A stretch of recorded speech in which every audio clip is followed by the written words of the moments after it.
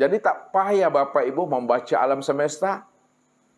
Kalau di alam semesta ini ada namanya malaikat, ada namanya iblis, ada namanya setan, ada namanya jin, ada namanya hewan, ada namanya tumbuh-tumbuhan. Maka untuk memandang kesempurnaan yang ada pada alam semesta ada pada diri. Disitulah letaknya diri itu, kesempurnaan memandang akan wujud nyatanya alam semesta. Oleh karena itu, orang-orang kasab selalu menghantarkan kaji ini dengan cara berkias. Baca alam pada diri, baca diri di dalam diri. Di dalam diri ada diri, di dalam diri ada rahasia diri. Di dalam rahasia diri itulah akan wujud nyata berdiri dengan sendirinya. Itulah letaknya. Zohirun Rabbi fi batni abdi. Nyatanya Tuhan itu pada batin rahasia hamba. Itu yang pertama. Yang kedua. Nah, sekarang Ustaz mau bertanya balik lagi dengan Bapak nih, biar cepat pahamnya beliau nih. Adakah manusia selain Allah, Pak? Penjelasan ini tidak ada. Tidak ada. Adakah sesuatu selain Allah? Adakah alam selain Allah? Kalau tidak ada alam, sesuatu, dan diri selain Allah, lalu siapa alam, siapa sesuatu, siapa diri, siapa manusia itu? Ya, itulah diri Allah. Sekarang, lihat. Nah, sekarang kita sudah sampai pada makom Tuhan itu. Nah, ketika kita sudah sampai pada makom Tuhan, sempurnakanlah makrifat kita, hakikat kita, thariqat dan syariat kita. Bagaimana cara menyempurnakan makrifat, hakikat, thariqat dan syariat? Karena Allah cuma yang ada, maka sebenarnya Allah itulah yang bermakrifat, Allah itulah yang berhakikat, Allah itu yang berthariqat, Allah itu yang bersyariat. Namun dalam penyampaian kaji, mesti arif dan bijaksana di dalam kita memilih kata yang paling tepat sehingga tidak rancu maknanya yang tidak memunculkan fitnah. Nah, kita lihat. Karena Allah cuma yang ada nih. Makrifat, hakikat, thariqat, syariat. Lihat. Kalau Allah cuma yang ada, Allah cuma yang wujud. Pertanyaan beliau tadi, siapa insan ini? Lihat. Siapa manusia?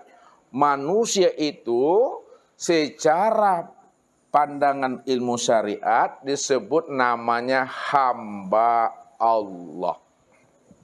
Hamba Allah panggilannya.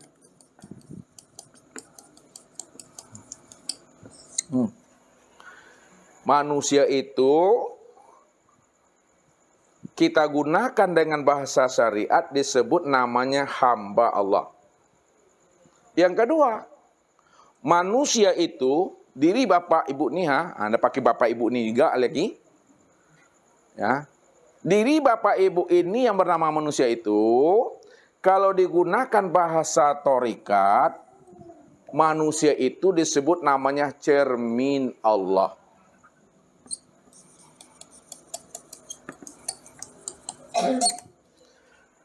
Cermin Allah. Apa maksudnya manusia itu cermin Allah? Tempat memandang akan nyatanya diri Allah. Nah, itu maksudnya itu. Kemudian secara hakikat, siapa manusia itu? Manusia itu secara hakikat disebut namanya wujudullah. Wujud nyatanya Allah.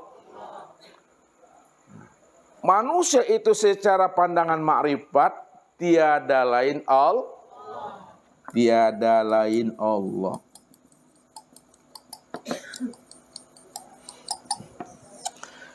Tiada lain Allah itu maksudnya manusia itu itulah sebenar-benarnya dirinya Allah itu.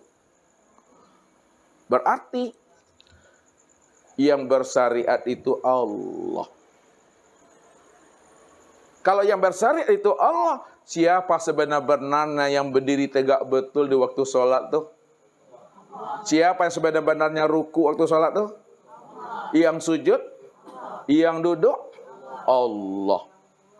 Makanya kalau Allah, disitulah kita mesti pahami yang berdiri itu disebut namanya Jalalullah. Allah kan? Lihat. Yang berdiri itu disebut namanya Jalalullah.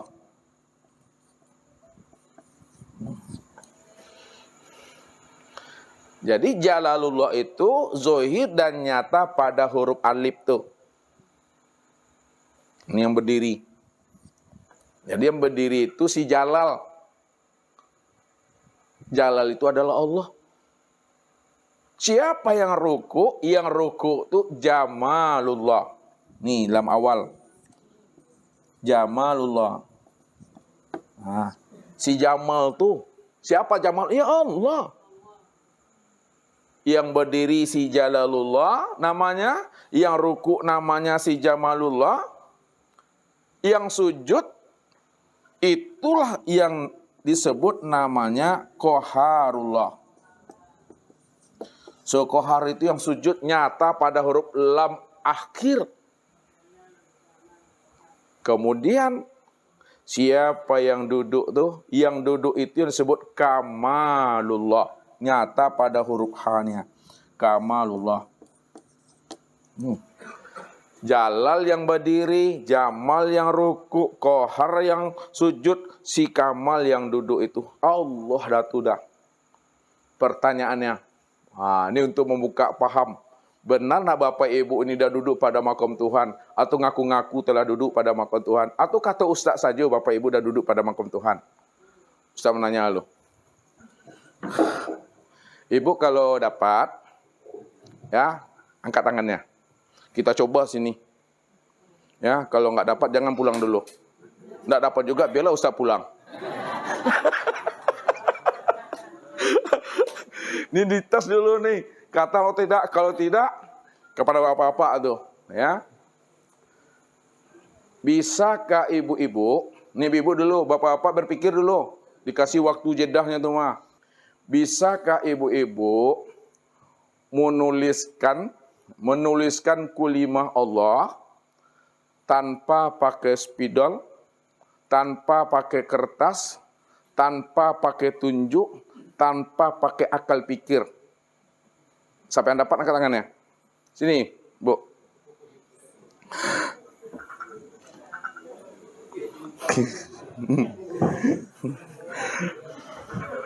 Kalau dapat ibu-ibu ini udah kita izinkan boleh pulang. Ya. Boleh sini lah Ibu ah. Segan pula kita itu sini. Ah? Enggak apa-apa tinggi. Anda lihat perhatikan.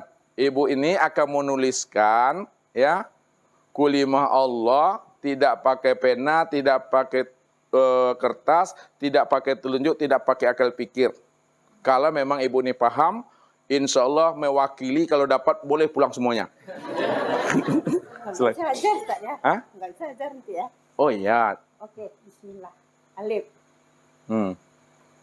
lam. Ya Ustaz ya?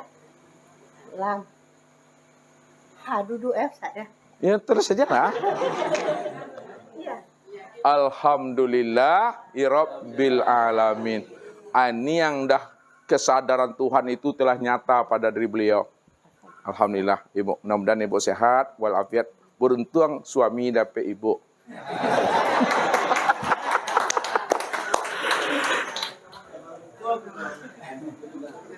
Paham maksudnya yang dilakukan Ibu tuh ibu-ibu?